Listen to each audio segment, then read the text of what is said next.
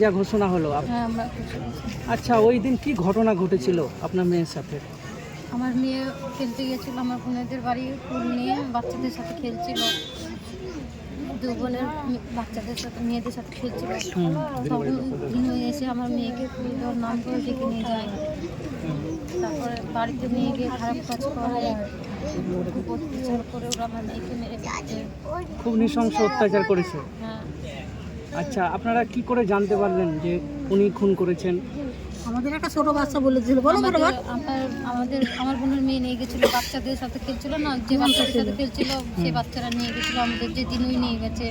আচ্ছা, তারপরে আমরা ওর বাড়িতে খোঁজাখুঁজি করি, ও আমাদের যত বাড়ি গেছি তত বাড়ি না করেছে, যে আমার সাথে আসেনি।